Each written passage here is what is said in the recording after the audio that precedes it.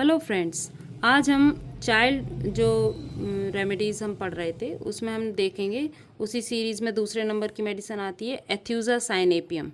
एथ्यूज़ा साइनेपियम जो है इसको फूल्स पार्सले कहते हैं। फूल्स पार्सले इसको कॉमनली कहते हैं। इसका होल प्लांट जो है हम इस्तेमाल करते हैं मेडिसिन बनाने में। क्लास 3 में रखा गया है ये, तो ये होल प्लांट इसका इस्तेमाल होता है। ठीक है, क्लास 3 में रखने का मतलब ये है कि ये लेस जूसी प्लांट है और ड्रग पावर जो है इसकी 1/2 है। अम्बलीफेरी फैमिली का है ये। अम्बलीफेरी फैमिली के ऐसे प्लांट होते हैं जैसे आपने धनिया देखा होगा दोस्तों, तो ये धनिया जैसा ही एक धनिया की ही प्रजाति है, उसी की तरह दिखने वाला एक प्लांट है।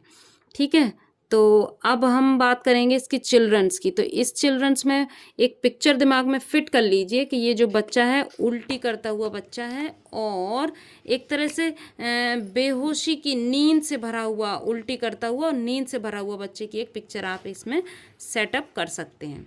तो childrens who can not bear milk, ये इसकी रेड लाइन है कि ये बच्चे जो है दूध बर्दाश्त नहीं करते हैं। दूध पर पीते ही इनको सून दे वॉमिट, जो जल्दी से उसको तुरंत जैसे ही दूध पिलाते हैं इनको ये वॉमिटिंग कर देते हैं। ठीक है, और ये डेंटेशन के दौरान की मेडिसिन है। डेंटेशन, अगर गर्मियों में किसी बच्चे का डेंटेशन हो रहा है, dentition during hot summer weather, ठीक है, हॉट समर वेदर में दांत निकल रहे हो बच्चों के, तो हम एथ्यूज़ा साइनेपियम जो है मेडिसिन जो है इस्तेमाल कर सकते हैं। Idiocy in children, incapability to think और कंफ्यूज्ड बच्चा, यानी कि ऐसे बच्चे जो लिखने में, पढ़ने में या थिंकिंग करने में या बात करने में कंफ्यूज रहते हैं, इनकैपेबल रहते हैं, क्योंकि ये कहते हैं कैसे हैं, थोड़े से सोचने समझने की इनकी क्षमता जो है वो कम होती है। ठीक है, चिल्ड्रन बहुत कमज़ोर भी होते हैं। तो children can not stand, unable to hold up the head. Unable to hold up the head हमने पिछली जो मेडिसिन है उसमें भी हमने देखा था कि चिल्ड्रन जो है अपने सर को जो है उठा नहीं सकते। जो एब्रोटेनम मेडिसिन थी उसमें भी हमने देखा था कि सर उनका लुढ़कता रहता है। एथ्यूज़ा साइनेपियम में भी लुढ़कता रहता है। यहाँ वीकनेस की वजह से भी, और क्योंकि ये इतने थकावट आ जाती है ना उल्टी करने के बाद, लैट्रिन करने के बाद, वॉमिट या लैट्रिन करने के बाद, और स्पाज्म, ये एपिलेप्टिक फिट की भी ये बहुत अच्छी मेडिसिन है।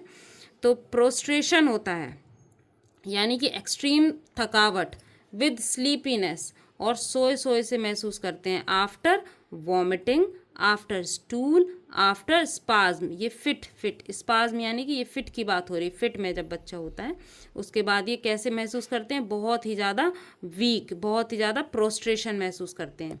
कंप्लीट एब्सेंस ऑफ थर्स्ट, ये इसकी रेड लाइन है, इंपॉर्टेंट है कि इन बच्चों को प्यास नहीं होती है। एथ्यूज़ा साइनेपियम का जो चाइल्ड है उसको प्यास नहीं होती है। इसके जो लीनिया नेज़ालिस, यानी कि इसके जो फेस पे जो लाइनें होती हैं नाक के दोनों तरफ वाली, वो बहुत ही ज़्यादा कैसी होती हैं, प्रोमिनेंट होती हैं, मार्क्ड होती हैं। जैसे कि नोज़ है बच्चे की और दोनों तरफ की ये जो लाइनिंग्स होती हैं वो बहुत ही ज़्यादा इसकी प्रोमिनेंट होती हैं। Expression of pain and anxiety, इनके फेस पे हमेशा आप देख सकते हो कि ये पेन और एंजाइटी से जो है भरे रहते हैं इनके फेस।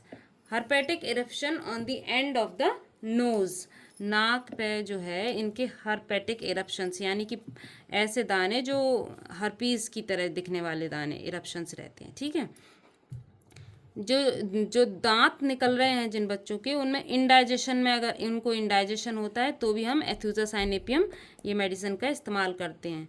इसमें वॉमिटिंग का ही मेन वो है, जो वॉमिटिंग होती है बच्चे की वो बहुत ही ज़्यादा सडन होती है, सून आफ्टर मिल्क होती है, फ्रॉथी यानी कि झागदार होती है, मिल्क वाइट भी होती है, यानी कि एकदम सफ़ेद दूध की तरह भी उल्टी हो सकती है, कर्ड की तरह भी हो सकती है, येलो फ्लूइड की तरह भी हो सकती है, कर्डेड मिल्क की तरह, चीज़ी यानी चीज़ी मैटर की तरह, चीज़ की तरह भी हो सकती है, और ग्रीनिश वॉमिटिंग हो सकती है। एक ज़्यादा क्वांटिटी में ग्रीनिश वॉमिटिंग भी हो सकती है, और कभी कभी रिगर्जिटेशन ऑफ फूड भी हो जाता है।